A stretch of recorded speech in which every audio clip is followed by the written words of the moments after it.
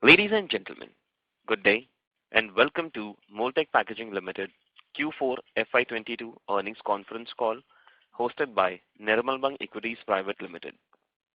As a reminder, all participant lines will be in the listen-only mode and there will be an opportunity for you to ask questions after the presentation concludes.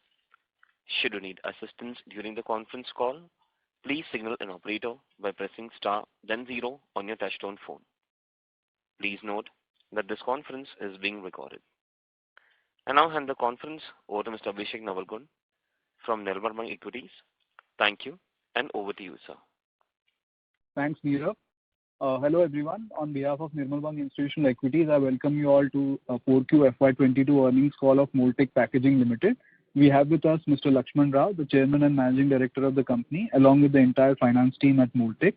Without further ado, I would request Lakshman sir to start with the opening comments, post which we can open the floor for question and answers. Thank you and over to you, sir. Good afternoon, everybody. Thanks for your patience.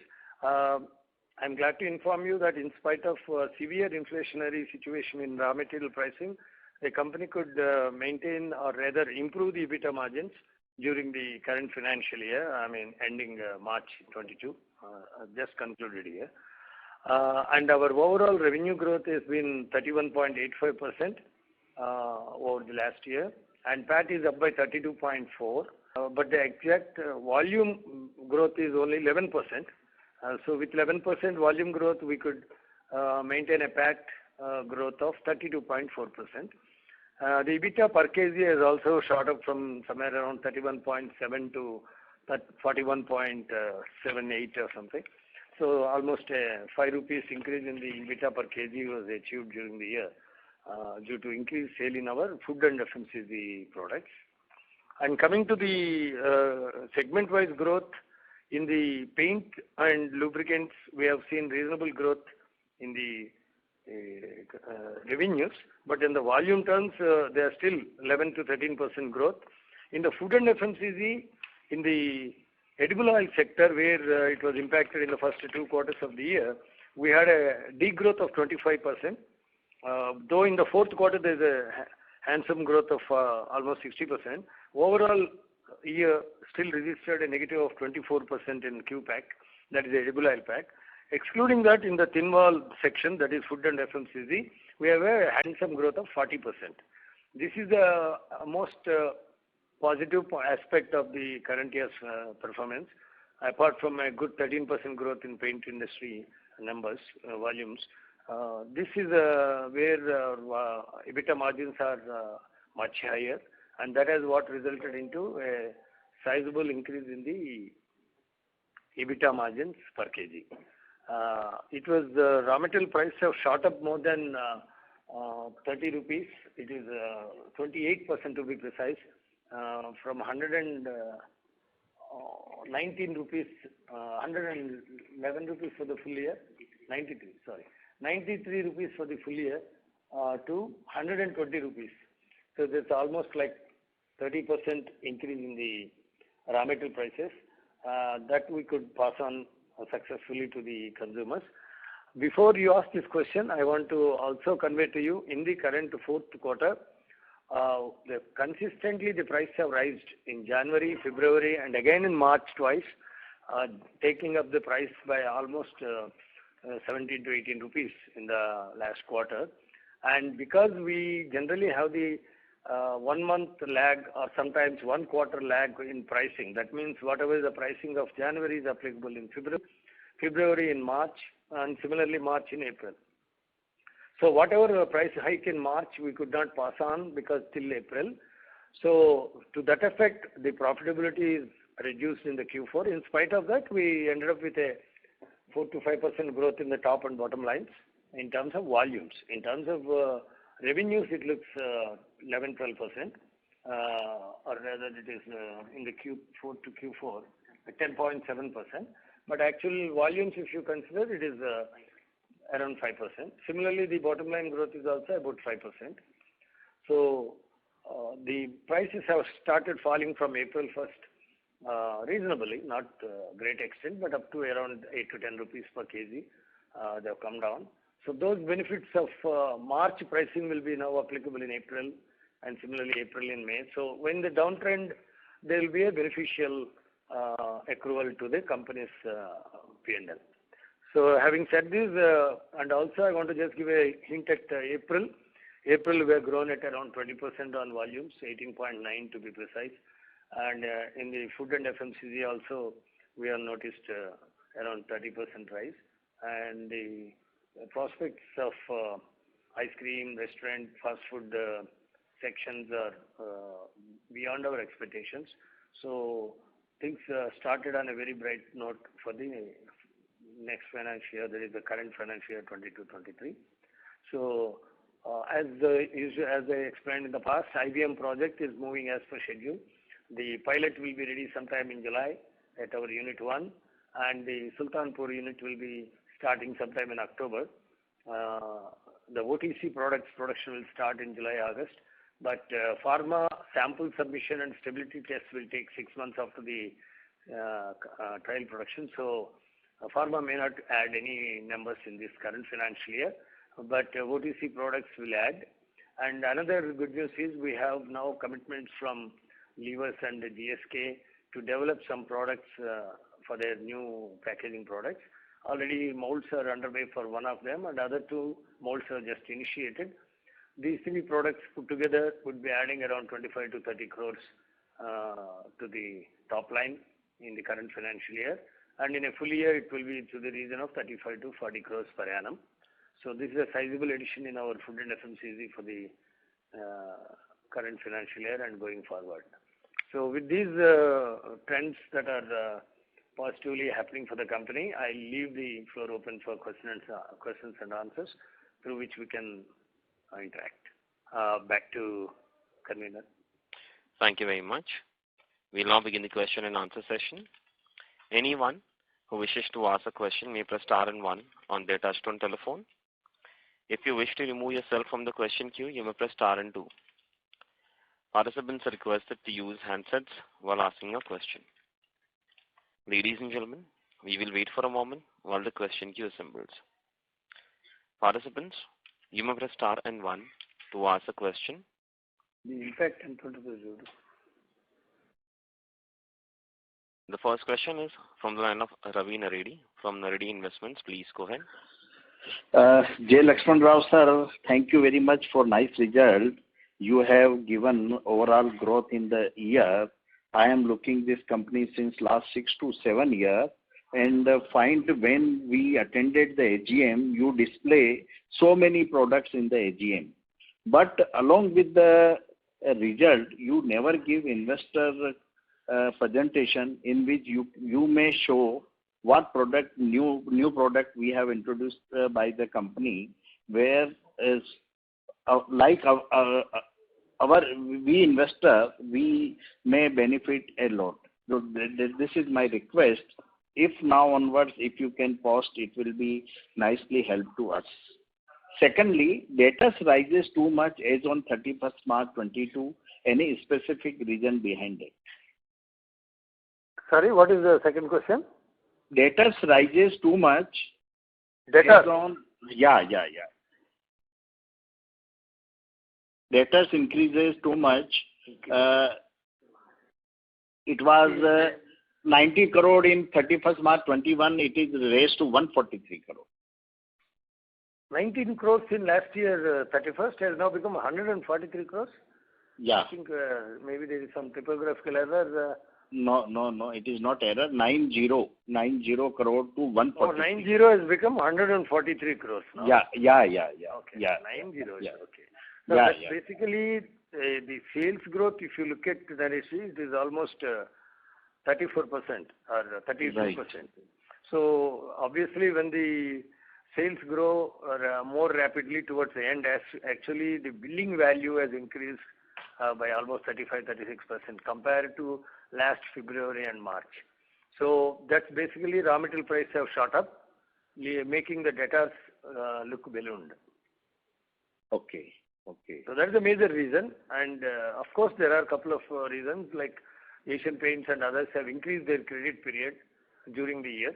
which was not Okay, there last okay, year. okay, That is okay. another reason for increase in the debt. This And is taking very- your advice of new products introduced in FI, I will ask my people to upgrade it in the website or send one separate presentation about. Yeah, it will help definitely. Sir, second my advice is there. You have given 8 rupees dividend this year and raising equity also. So why not you pay lesser dividend and less equity you raise? Because on dividend you have to pay 20% DDT tax also. So this is my Now the dividend tax is in the hands of individuals. It's no more on the company. okay. So whoever receives it. In fact, if you are receiving 8 rupees this year, it is less than 7 rupees that was given last year. Because Right. effectively you will be, many of the investors will be incurring 20 to 30% tax bracket. So they will end up receiving only maybe effectively 6 rupees or so. Whereas last year it was tax free. And only the 10% TDS is deducted as per the norm. Thank you very much. Mr. Naredi, I'll request you to come back in the question queue for a follow-up question. The next question is from the line of Kaushal Shah from Danki Securities. Please go ahead. Yeah, sir, if you can share the fourth quarter volume numbers for the three segments, paints, lubes, and FNF. Yeah, the volume numbers of paint is for the Q4 is 4,676 tons. Lube is 2,140. Food and FMCG is around 1,580. Overall, it is around 8,400 tons. So paint is 55, lubes is 25, and food and FMCG is 19% in the volume wise. In the sale value wise, paint is 52, lube is 24, and food and FMCG also is 24. Right. Okay. And sir, you have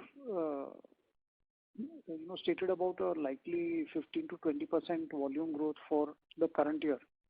So if you can throw some more light on that, which are the areas that you are expecting growth, because for FY22, in the past we were hopeful of 32,000 volumes, but we have done a little less than 30,000. So in the current year, if you can share some more thoughts as to where you expect this growth to come from. And on the margins also, you mentioned that the February-March price increases will be passed in April. So the per kg margins, whether you will be able to maintain, whether you can increase this number from 42 rupees. So some thoughts on that, sir. Certainly. See, in the volume side, I am confident because of two factors. Hopefully, one of the factors is a hope that there is no pandemic this year, assuming that the pandemic is under control, at least like what it is today. Then the basic consumption of frozen food and ready-made foods and ice creams will continue to grow, which is very evident in the months of April and May so far. And we have now 3 new products cleared by top MNCs for mold development, and one of them is getting ready in the month of June, maybe let's say towards the end of June, and the other 2 will be in the second quarter, that is sometime in July, August. So these 3 projects and IBM OTC products have a capacity, ability to add about 5% to the top line. Around 30 crores is what we are anticipating from these new products altogether. And food and FMCG, which is now currently at around in volume side at around 19% of volume, would add at least 30 to 35% growth. So that means 67% growth will come from food and FMCG sector. And in paints and lubricants I don't generally expect major growth, though this year we got a surprisingly 11% growth.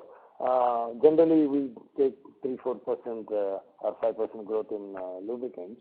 The paint industry, again, we have been given an indication by Asian Paints to ramp up our capacities at Mysore and Vizag, and the indications are pretty strong. So those two plants increase, if it happens as they promised from June, July, that will be adding to another 10 to 15% of the total, or at least effectively adding another 5% extra growth. So these three put together itself, we are seeing around 14-15% growth, and the basic growth of economy, if it continues to be even at 3 to 4%, will be in the bracket of 15 to 20. So this is what gives us confidence of 15 to 20% volume growth this year.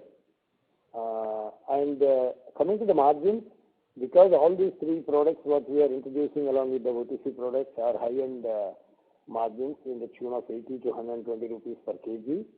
So even they add 5 to 6%, they will be able to add considerable to the EBITDA per kg. And with the increase in volumes, our overheads will tend to be reduced a little bit. So overall volumes, I am confident it will be definitely better than 42, but whether it can reach 44, 45 level is the internal target we set is 45. We need to see how the price trends go on. If the raw material prices go up, what they did last quarter, very rapidly they went up. Actually, in the month of March alone, the loss to the company, because of increase in March price, which has been not reflected in our pricing, it will reflect in April, comes to almost 3 to 4 crores. So, though the raw material price is passed on, there is a lag in passing. So, by the time we pass on in April, raw material price in April has come down. So, April will see that gain. May again the price have come down. So, again May will get the benefit of April price reduction. But if the prices start going up again, let's say from June or July onwards, and that particular quarter might get affected like what the Q4 got affected now. In spite of that effect, we have sustained a 5% top line growth and a 5% bottom line growth. But if you look at the per kg, it has come down a little bit to 39 level from 41, 42 last quarter because of this particular reason of not able to pass on the price rise as rapidly as we wish to, because there are agreements that we pass on next month.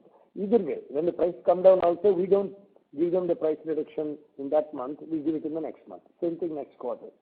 So hopefully the first quarter Q1 will gain if the price trend is what it is going to be.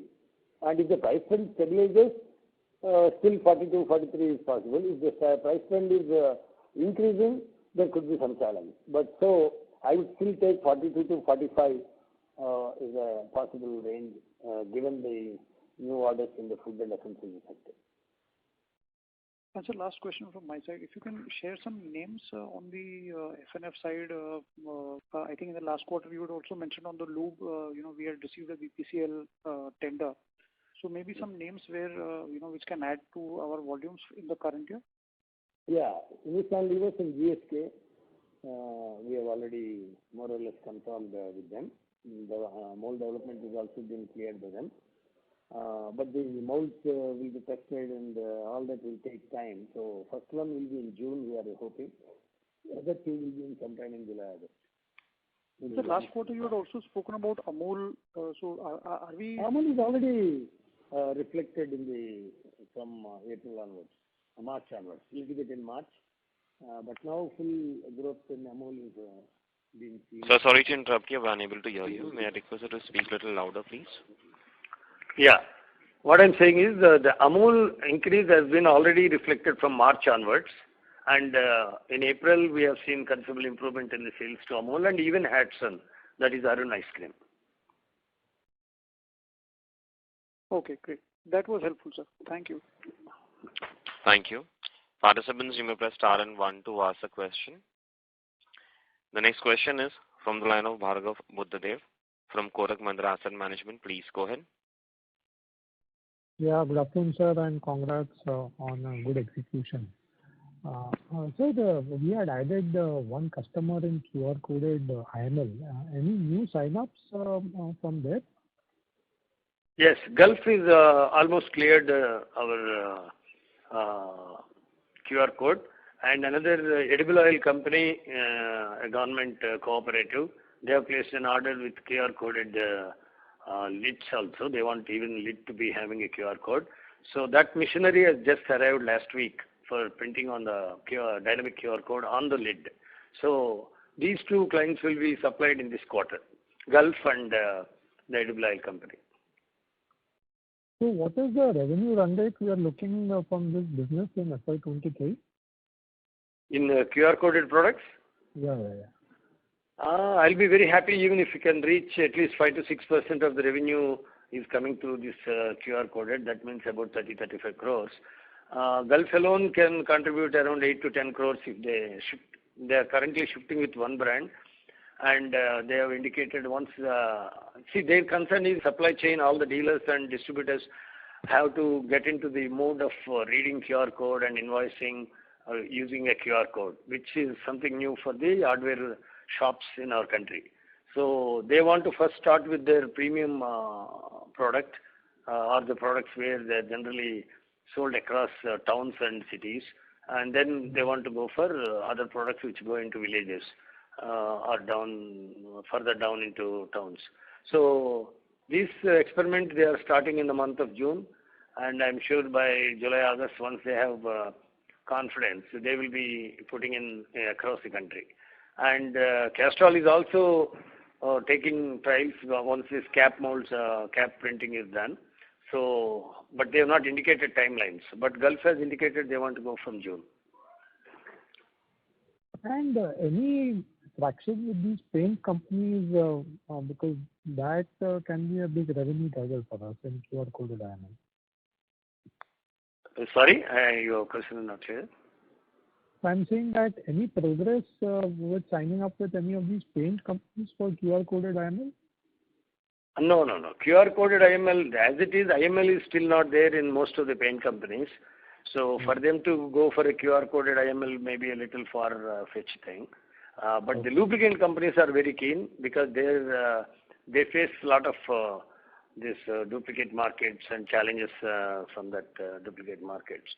So they are very keen to go for it once the cap and jar is also aligned. So that machinery is something special. We have just imported a week ago for cap printing. Jar and IML reverse also is already established and supplied also. On the cap, they want printing directly on the plastic surface. So we need a special laser equipment with the dynamic QR code feasibility that's been just arrived. So we'll be submitting samples and probably Castrol also will initiate trials in the month of June. And then IBM, you guided for about 30 odd crores of revenue in FY23, primarily to the OTC products.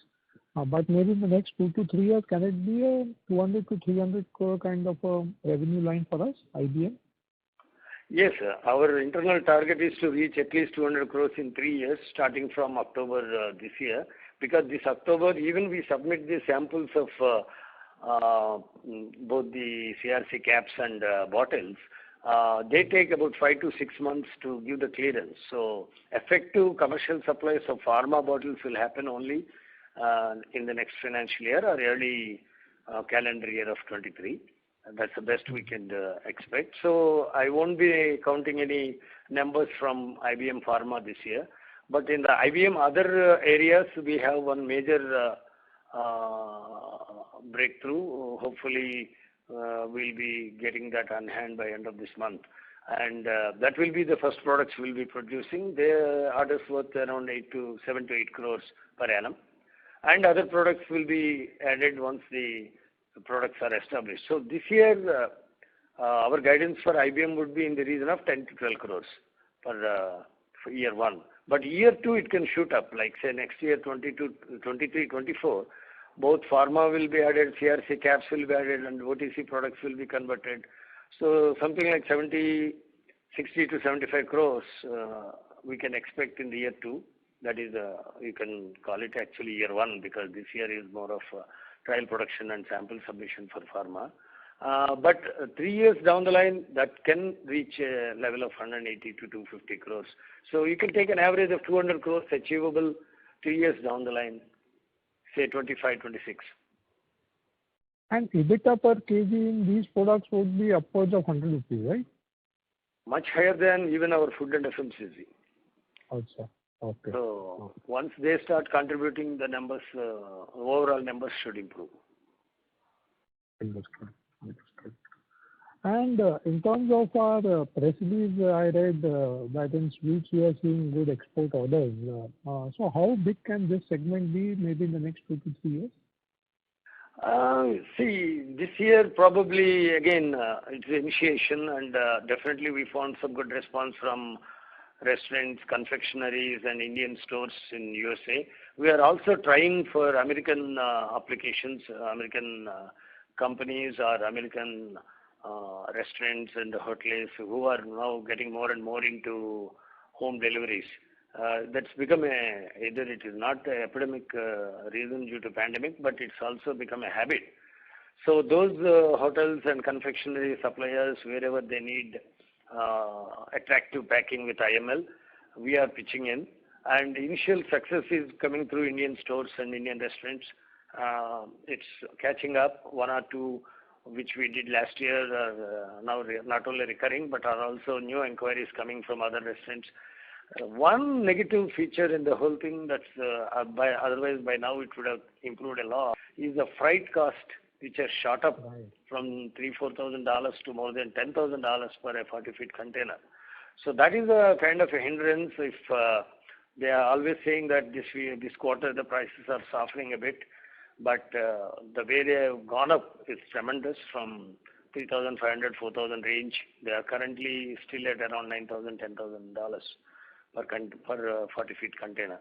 So once, if the freight prices stabilize, even at least around 5,000-6,000, there will be much more savings for the people who are importing from us, and there could be a good jump.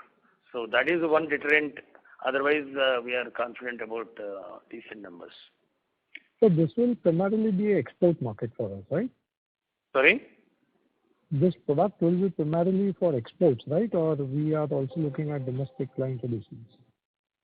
No. These are the products which are already there in India. We are selling to our Indian clients. The standard containers for ice creams, the containers for confectionery, sweets, all kind of, including even the one of the inquiries it is for the dough for idlis and those. In US they sell it in containers with a sticker and all. Now we are giving with IML.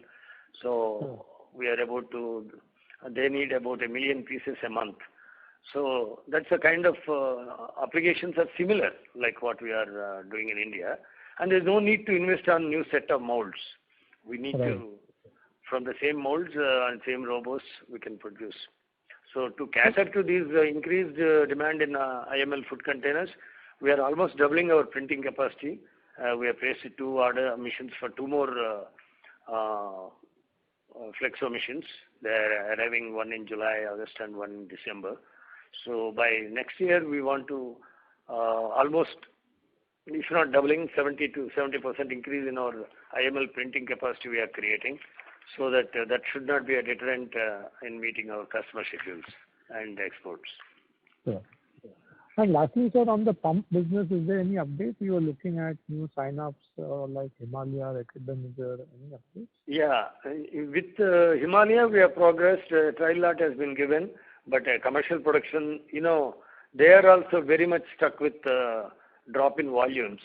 So, but we are now inching up at least 50 to 60 lakhs rupees per month sales we are achieved in this quarter, and hopefully it will touch about 1 crore per month in the coming quarters. Wipro, who is supposed to start their Hyderabad unit in a full-fledged manner by now, again they postponed, as I told you last quarter, to December 22. They have committed 2 million pieces. That's worth around 1.2 crores per month revenue.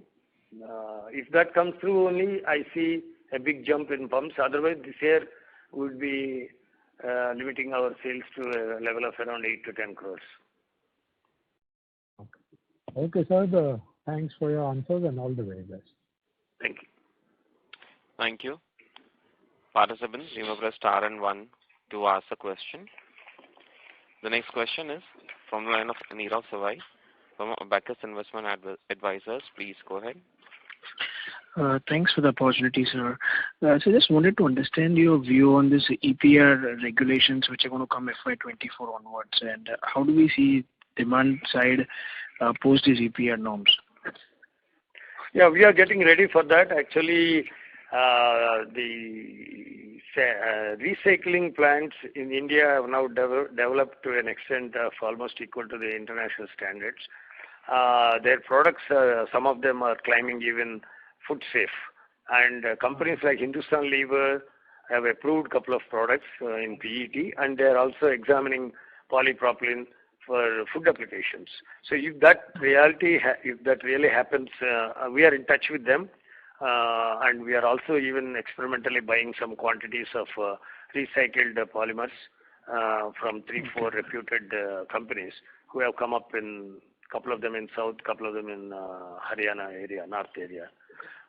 We found that success in the initial trials, which are not affecting the quality nor the dimensional stability. The problem in the previous uncleaned, or I would say unseparated recycled material was, it was impacting the physical characters or mechanical characters of the containers, including the dimensions, which is now not the case. The cleaning is happening up to the polymer level. So it's not that just grinding and washing and making a polymer out of it. I believe the new system is to go to the polymer level and then clean the whole mix or whatever added in the scrap, and then create the pellets out of it. So in this process, they are reaching almost 99%, 98% characters of the basic resin. So adding even 30-40% is what they say at least is possible without impacting the qualities, mechanical and dimensional qualities. So it is very encouraging, and with these new reprocessing techniques that have come in, adapting to those norms is not a big challenge for a containers manufacturing company like us.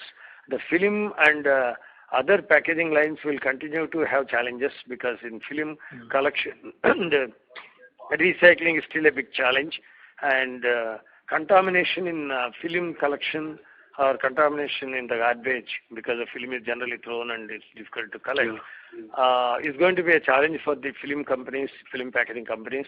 But I think for a containers company like us, with the advent of these new techniques of reprocessing, we are able to easily meet the norms. Right. So beyond FMCG companies, you also see this going into lubricant companies and paint and lube is already started. In the case of paint, Asian Paints have come out with a couple of brands where it is mandatory to mix 10 to 12% of RCP, recycled plastic, and submit to them. And already been last 1 year, 1.5 years, we have been supplying, and now the increase from 7-8%, they have accepted to go for 10-12% increase in the recycling. And everybody is testing. 1 or 2 brands they are testing. They want to check if the mechanical properties are not affected. It's happening. And we have already collaborated with 3-4 RCP companies, reprocessing companies. Okay. I've given them a lot of guidance, and over the last 1.5 years, our relations with them also grown, and they have committed their capacities as per our requirements. All right. And also on the food grade side, there are companies in India who have been doing it? They are climbing, but we have not yet tested, we have not used. We are using only our internal recycled plastics in them with their permission, because there we have complete control on the contamination. For outside, unless the client clears them, we can't buy and use. To tell you very frankly, big companies like, I don't know much about Mandalis, but GSK and HUL and their R&D team I met recently, they are working on PET to start with, and they found PET completely recycled. It can be mixed with food grade bottle manufacturing, which is a major breakthrough. And according to them, even on polypropylene copolymer, which is our major raw material, they are finding some companies progressing to give food grade RCP. Right. Got it. Thanks a lot. Thank you very much. Yeah. Thank you. Participants, you may press star and 1 to ask a question. The next question is from the line of Martin from EAM. Please go ahead. Hi, Mr. Laxman. Thank you for taking my question, and congratulations to you and the team on some great numbers. I'm wondering if you could repeat the 15 to 20% volume growth that you're expecting for the upcoming year, where that's coming from. I believe you might have addressed it earlier, but I could not make out what was being said on the call. Thank you. Yeah.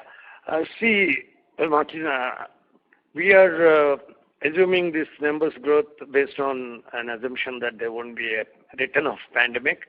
As I mentioned earlier, maybe you missed it, we have 3-4 new FMCG products of decent volume and numbers, which we have initiated mold development coming into production from June and August, between June and August. These products put together along with a OTC product on IBM, we expect sales of about 30 crores for the current financial year. And that might go up to a total of 40 crores per annum in the next financial year, because this year I'm counting only on 8 to 9 months. So that's a sizable increase in our food and FMCG line. And we also have been instructed by Asian Paints to ramp up capacities at Vizag and Mysore, which we are doing now.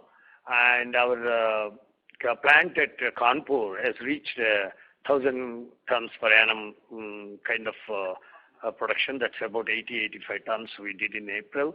And going forward, Berger is asking us to start production and supplies from July, August for this year. And they are committing about 70 to 80 tons per month. So Kanpur plant, which was last year hardly contributed around 200-300 tons, will be contributing about 1,000 to 1,200 to 1,500 tons.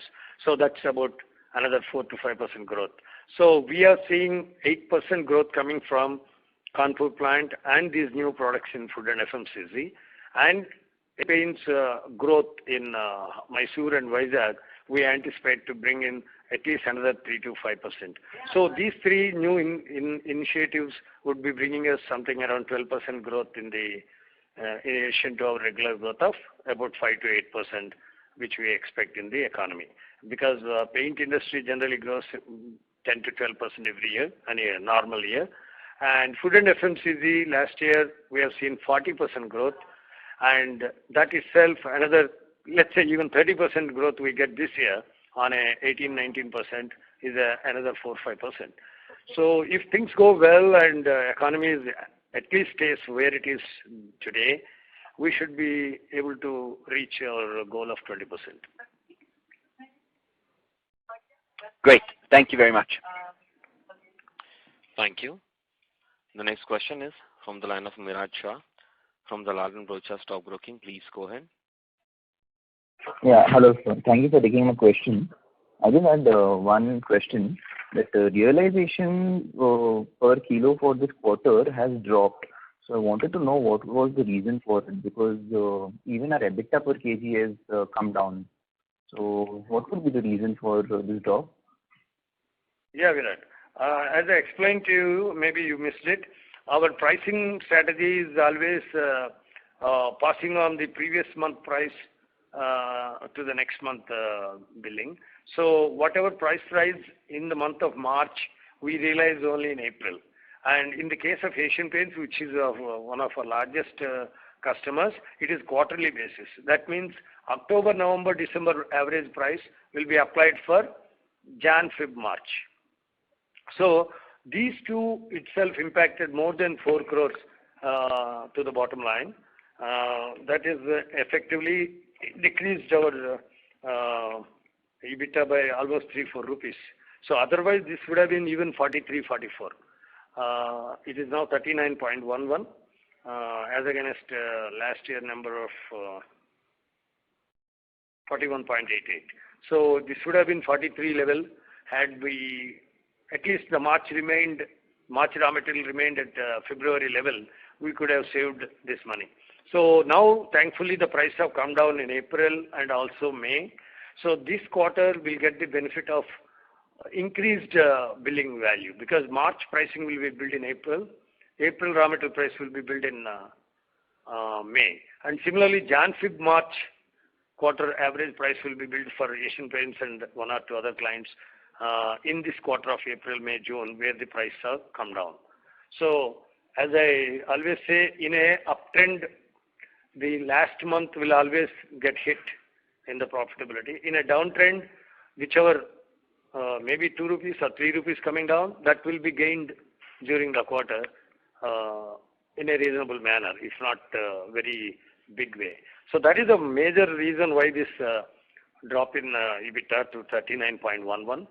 But the overall year we ended up with 41.78 against 36.72. That is about 5 rupees increase in the EBITDA margin, which is very comfortable in this given the price scenario.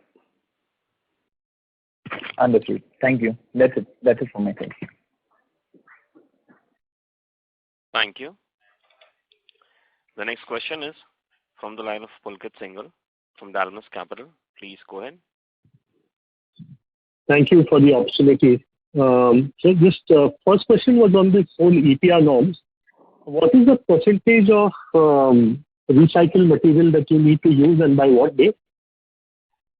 It was basically the responsibility lies with the users of containers, that is Asian Paints or lube or FMCG companies. But the processors, sizable processors are also have to fall in line and show proofs of utilization to the level of 20 to 25%. The industry is still trying to negotiate in the injection molding and blow molding. It may not be a big issue, but in the film industry, it will be very, very difficult for them to meet the norms. So currently, I think what it was set for 24-25 is 20% reuse. And this is by 1st April 2024. Or sorry, what is the date? I'm not very sure about the date. I have to review that. Okay. It has been gradually given as in next 2 years, 2.5 years. Okay. And we are already using around 7-8%, and more and more companies are allowing us, or in fact, are requesting us also to start giving trials and trial lots, so that they can they can check the containers for their mechanical properties and dimension tolerances.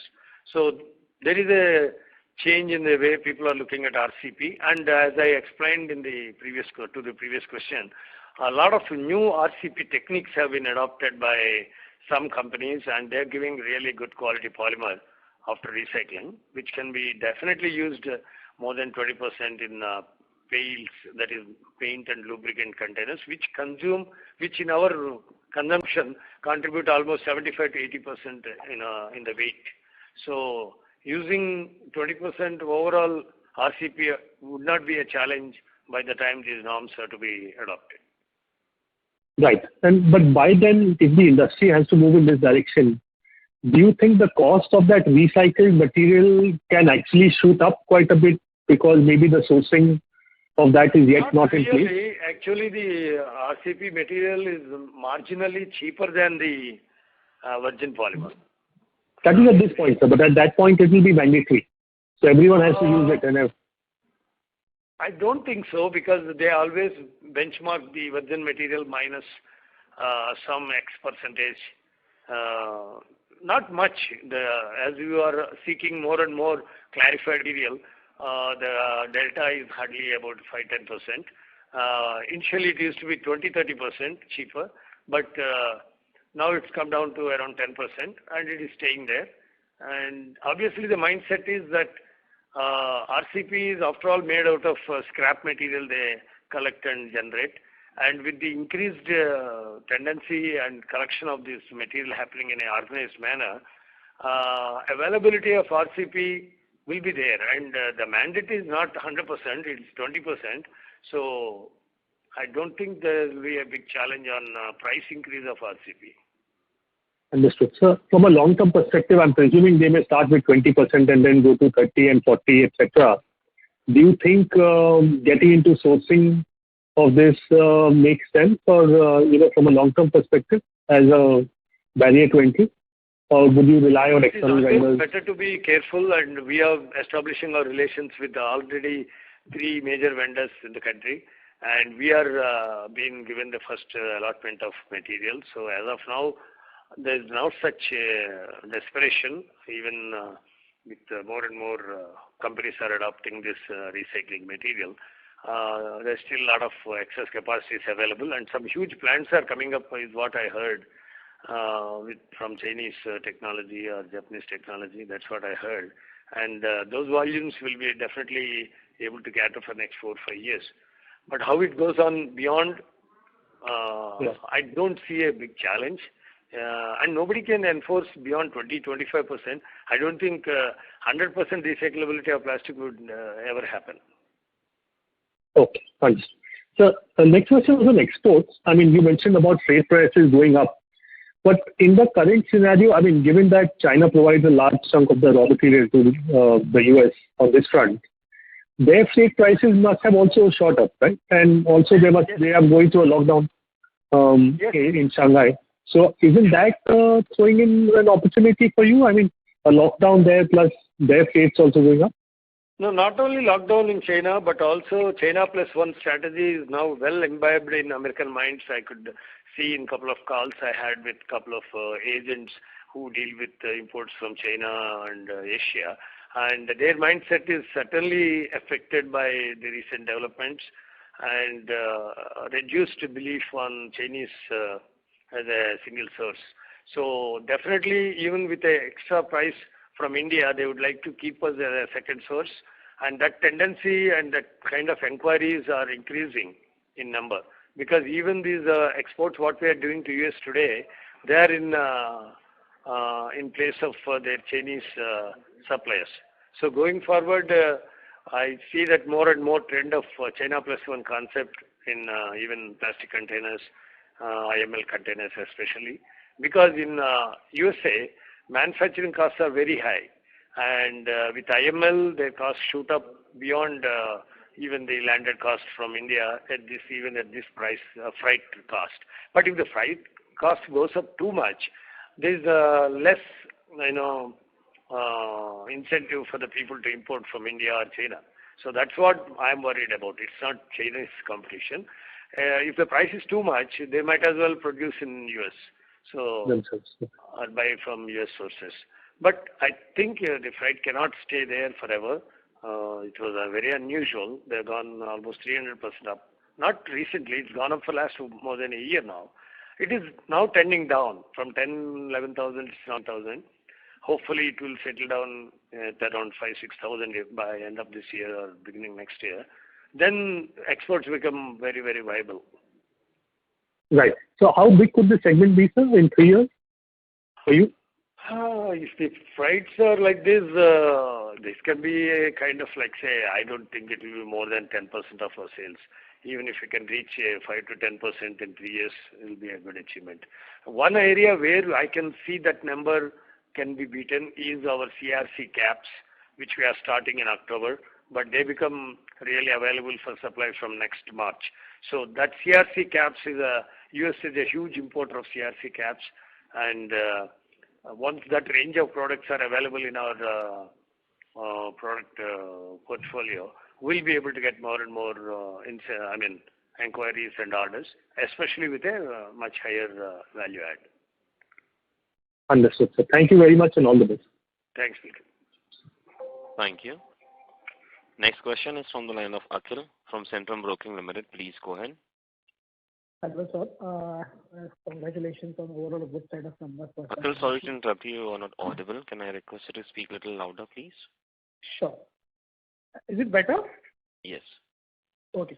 Hello, Lakshman, sir. Congratulations on a good set of numbers for FY22. My first question is on the free cash flow generation. If I look at last 6-7 years, so we have done tremendously good in terms of sales growth, in terms of capacity addition, even in terms of operating cash flows. But because of continuous need of the business to invest in capex, the FCF has continued to be extremely weak for last many years. So at what capacity levels should we feel confident that the FCF generation will continue to be healthy for the business? Which generation? Sorry, your voice broke. I'm saying at what capacity level should we expect a healthy free cash flow generation? See, free cash flow even today is healthy, and we have, in spite of a heavy dividend payout, we still have cash generation which is covering our capital needs till now. But as I discussed with you all in the last couple of meetings or phone calls, going forward, the investments in IBM and pharmaceutical and the new plants at Kanpur and probably one more in North, expanding Mysore and Vizag and expanding our tool room and printing facilities would be requiring much higher cash flows, something like to the tune of 200 crores in the next 2.5 years. So that is where we made the QIP recently. And with that, we are completely cash flow, comfortable. There is no negativity in the cash flows anticipated. Actually, in the short-term debts and long-term debts now are just one of the very cheap foreign loans are what we are carrying. So the total debt has come down from 108 crores to 44 crores now. And that also we wish to repay some of that, but these are coming at very low forex loans. So the closer costs are higher than carrying, so we are continuing that. And going forward, the outflows to set up these projects are increasing. They are little lagging because of the building construction is taking place at Sultanpur, and orders have been placed for machines. But the Sultanpur building is coming out in a more than 130,000 square feet RCC area with good GMF facilities. Half of it is beyond GMP. It's actually Drug Master File DMF standards, and half of the area is for our food and FMCG confining to FSCC standards. So this plant construction is somewhat time taking. We started 4 months ago, and I think it will take at least another 7-8 months, or maybe at least 6 months. By October, November, we wish to start our FSA production there, and DMF production also will start soon after. So going forward, the mission investments on the capital goods will be increasing. Hopefully, from 51 crores last year, that is 22, we may have to spend at least 80 crores is what we think in the current year budget. Based upon the new plant commitment from other paint companies other than Asian Paints, it can again be 80 to 100 crores in the next financial year 23-24. So what all the debts we have reduced during this QIP with the QIP funds will be reutilized during these 2 years to ramp up capacities. Sure. And just a follow-up on that, what capacity we are at right now? 41,000, right? 41,000 cars? 41 has gone up. I think it's we are current total capacity is somewhere around 44 now. 44,500. Okay. And the utilization rate would be at? Utilization rate is close to 70% because some of the machines that are just installed won't be added, would not have added much in the last quarter. Majority of the machines have arrived in the last quarter from Jan to March, and some more machines are yet to come. It's an ongoing process because growth is there in all sectors. Surprisingly, even in loops, we have seen 11% growth. Maybe it's because of COVID numbers were more affected in the previous year compared to 21-22. So that's why lubricant numbers also have grown by 11%, which is a very healthy growth. And last question from my side on the FMCG part, what percentage would be edible oil and what percentage would be ice cream tubs? Not ice cream, it's a mix of all food products. So out of 43 crores we have clocked in the Q4. 30 crores is thin wall and 13 crores is edible oil packs. 30 is from thin wall. That is, we call it thin wall is food and FMCG other than Q-pack. Q-pack, which is edible oil pack, is also a thin wall pack, but it's meant for edible oil and other applications, where the value add is much lower than the food and FMCG thin wall. Sure, got it. Thanks a lot, sir, and best wishes for coming quarters. Thanks. Thank you. The next question is from the line of Karan Batelia from Asian Market Securities. Please go ahead. Hi, sir. Thank you for the opportunity. Sir, can you share the contribution of IML, non-IML in terms of volumes and revenues for this quarter? Yeah, they are in line with the previous quarters because IML usage as stagnating around 67% now from 65% previously. Previous year it was 65.3. It is now the current year it is 67. This is the full year in terms of revenues? In terms of revenue, yeah. In terms of tonnage, it is 61%. 63 is it? 63 up from 61 last year. So 61 has become 63.2 to be precise. Right. And sir, how is the Mondelez portfolio shaping up now? Are we, There's no growth. I think 3-4% drop is there, but not a major drop. So it is stabilized now. Right. So approximately what percentage could be that in terms of FMCG? There's hardly value-wise around 5 crores out of 30 crores what we did, 30 crores, 45 maybe around. Right. And at peak, what was this number? Out of 45, hardly 5%. Okay. And at peak, this was 5 crores our number? Yeah. It was peak almost 7-8 crores 3 years ago. It's now 2.38 in the Q4. For the full year, is much more. Right. Full year it is 9 crores. Got it. 13.8 crores. 13.8 crores. Which touched a peak of 25 crores 3 years ago, 2-3 years. It now remained more or less same level. Last year it was 13.5. Now it is 13.8. It is improved by 2%. Right. And probably if you can give some clarity on the 70 to 80 crore kind of capex budget we've set for the next year. Yeah, we have a very clear investment in IBM and IBM Pharma. In the Sultanpur project itself, the investments will be in the tune of 20 crores and about 35 crores on the land and building. Land has been already acquired. Building costs will be to the tune of out of 35 crores. We already spent 5-6 crores. So another 30 crores of investment will go on building. And machinery in the first phase, at least 20 crores to 25 crores will be added. So 55 crores directly goes on to Sultanpur. We have enhancement of Asian Paints capacities at Mysore and Vizag to be done immediately, which are already machines orders have been placed and they are on the way. That will be to the tune of 8 to 10 crores. And we are doubling our printing, 70% growth in print capacity we are creating with the investment of about 12 crores. All these three are the major ones. And in Kanpur, construction may start and some investments will be made in the Kanpur plant for Berger and Narolac, but not much.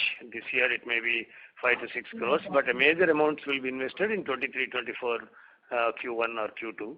Or maybe Q1 itself. So this is our budget. We have about 50 crores for Sultanpur, about 12 to 15 crores at Asian Paints expansion, 12 to 15 crores for the printing and die cutting expansion of IML manufacturing, and a little bit in Kanpur. Got it. That was helpful. Thank you. Thank you. Next question is from the line of Hitesh Tong from ICICI Direct. Please go ahead.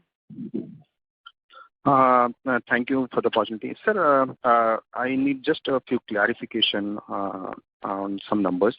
You said for FMCG, there was a degrowth due to edible oil, and edible oil is nearly 70% of our revenue in FMCG. Is this a right understanding, sir? No. The total food and FMCG for this year 21-22 is 146 crores. Out of which 38 crores is edible oil. So hardly 25% is edible oil. And the remaining 75%, that is 108 crores, is from thin wall food and FMCG. We differentiate QPAC and thin wall in our nomenclature, though they are completely IML. So the value add in thin wall, that is the regular food and FMCG, is much higher than QPAC. So thin wall and QPAC is largely for oil category only, right? No, thin wall is for food and FMCG. QPAC is mainly oil category, but there are other applications also, detergents, nutrient powders and other products also, cashew nuts.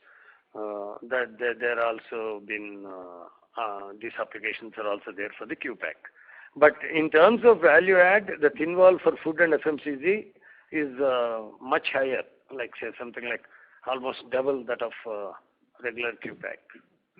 So for FY23, when we see a kind of 20 to 25% of overall, 20% of overall revenue growth, what kind of volume growth? What kind of volume growth do we see in this segment, sir, in FMCG category? Yeah, in FMCG food, that is 108 crores. We are confident of hitting at least 150 crores or more, because there are three major products like Mandalis, which is an item which is still giving us 13-14 crores. We have now grabbed three major products. One of the names I can tell you right now is the Kisan Jam, and the other two are also equally strong brands, which already orders have been received, but it's at a very initial stage to announce. So those three brands put together have their projections indicate they are already existing brands. It's not that they're a new brand which need to pick up like Mandalis. These are all existing brands converting from conventional packing to IML packing. So these three commitments themselves are worth about 40 crores per annum. But this year I am counting on about 30 crores for the 8-9 months of the remaining period of the year, because the development will take next 3 months. So that is a major rise, and at least another 25 to 30% growth would come from the other segments, which are like ice creams, restaurants, export of thin wall. So from 108 crores, we are anticipating it to cross at least 150 in the next financial year with a good EBITDA margin. So that will be a major contributor again, apart from Asian Paints and Kanpur growth. Okay.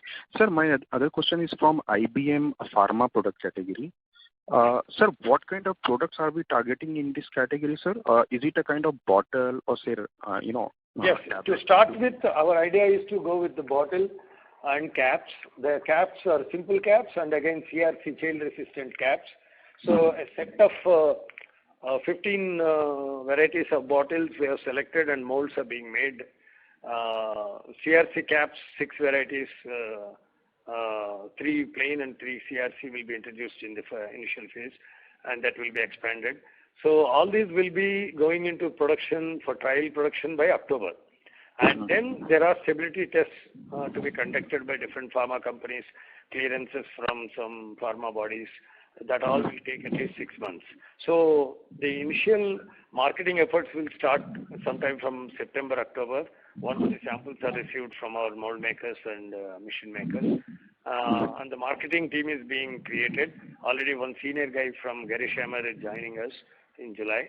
And we also had picked up quality control persons with pharma background and also production persons in IBM background.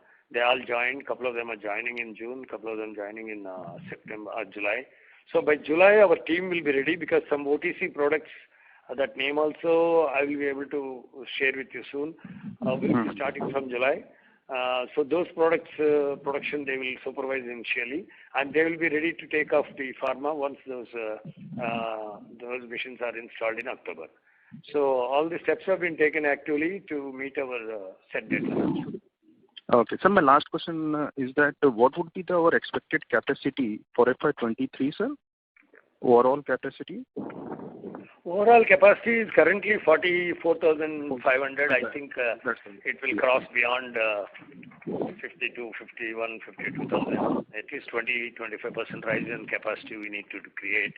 Though the pharma capacity, which may be in terms of numbers, maybe 1,000 tons only, 1,000 or 1,500 tons, but it may not be getting into use in this current financial year. So apart from that 1,000-1,500 tons of pharma bottles and caps, we'll be crossing at least 51-52,000 tons capacity will be created by end of 23. Okay, sir. Thank you very much for the answer, sir. Thank you very much. Thank you. The next question is from the line of Devin Kulkarni from Merciless Investments. Please go ahead. Yeah. Hi, Lakshman, sir. So, sir, our operating cash flows have reduced from 75 odd crores to 20 crores in FY22. So, can you just explain the reasons behind it? Sorry, 75 to? 20 crores. Which one? Operating cash flow has reduced from 75 crores to 20 crores. Operating cash flow is reduced. Yeah. Because of the capex, you mean to say? No. Operating cash flow before capex. Before capex is not reduced. How can it reduce? Am I seeing the same numbers, Ramabu? Yeah. So, sir, cash generated from operations in FY22 is 2194 lakhs. Last year, this number was 7553 lakhs. Cash generated last year was, you add back depreciation and... Yeah. So you can get the number from cash flow statement. Cash flow statement, is it? Okay, you ask the next, I think it's ready. Cash flow for year, which is this current year.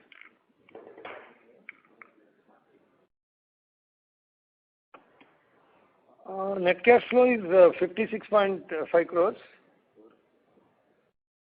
Sir, not the net cash flow. Before the investments. And it was minus 9.6 last year. Yeah. So I'm talking about operating cash flows. I would say the first sub-bullet. The cash flow number is 2194.34. 219. Can you go down? Okay, 2194. Cash generated from operations, I think something wrong.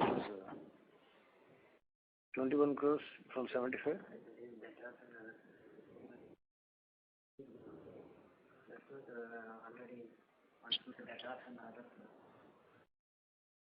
March debtors have shot up because of the increased value of the revenues. The volume of debtors, if you notice, has gone up by about 21 crores from 32 to, increase in trade receivables. That's the debtors. That is a major item, and followed by inventories. Anyway, I will ask Rambab to send you a detailed question. Can I note down your email ID? Sir, I have your email ID. I will reach out to you, sir. Oh, you have Rambab's email ID. You can send it to him. He will answer. Okay. Thank you. The next question is from the line of Pulkit Singhal from Dalmas Capital. Please go ahead. Yes, sir. Just a couple of follow-up questions. Will our capacity utilization has always been in the 60 to 70% range? Is that how it will always be going ahead? Yes, Pulkit, because in the case of injection molding, I explained in the past, jars and caps, when you utilize the capacities, while the machine capacity has been taken at an average short weight of a machine, jars will be using almost 80 to 90% of the machine capacity, but caps will be using hardly 40 to 50% of the machine capacity. So that is why in injection molding, anything around 70 to 75 is the best anybody can achieve, unless you are selling only jars or only products which are deep and using the entire machine's capacity. So we being a supplier of both jar and cap, you need to underutilize the cap machines. Though they have higher capacity, they are the same machines, similar machines, if not same, which will be underutilized. So overall capacity would be 75 will be most ideal. And one quick data point, if you could share the volumes of the thin walled for the year. Yeah. The thin wall volumes, tons you want. Food and FMCG tonnage is 1575 in the Q4, and for the full year it was 5042. That is inclusive of both edible oil, which has fallen by 24%, but thin wall food and FMCG has gone up by 40%. Right. So out of the 5,042, how much is thin wall, sir? Thin wall contributes to, in weight terms, 3,077 tons. 3,000. Got it. Thank you so much. Yeah. Thank you. The next question is from the line of Jainesh Karia from Antique Stock Broking. Please go ahead. Yeah, good evening, sir. Thank you so much for the opportunity. Am I audible? Yeah. Yeah, can you just help me with the segment-wise EBITDA margins indicative for the year? See, though we can't share such a fine detail, but definitely the EBITDA margins in the pail segment and even QPAC segment will be much lower than the food and FMCG. While in the pail segment, that is both for paint and lubricants, it will be in the region of 30 to 35 rupees per kg, maybe 30 rupees per kg. And in the QPAC, it is around 35 to 40 rupees per kg. And in the case of food and FMCG, it will be as high as 80 to 120 rupees per kg. Got it, sir. That's all from my side. Thank you. Thank you very much. Ladies and gentlemen, we'll take that as our last question. I now hand the conference over to the management for closing comments. Thank you, Nirmal Bang, and thanks all the analysts who have shown interest to know about our company. I think most probably the pandemic is behind us, or even if it comes back, probably it won't be as pungent as it was. And hopefully we all have a good year ahead. And at Mold-Tek, we are confident that given there's so many new initiatives we have taken up and new products that are coming up with a higher value add, the future is looking brighter. And I thank Nirmal Bang once again and hand it over back to the convener for the closure of the meeting. Thank you all. Thank you very much. On behalf of Nirmal Bang Institutional Equities Private Limited, that concludes this conference. Thank you for joining us. You may now disconnect your lines. Thank you. Thanks.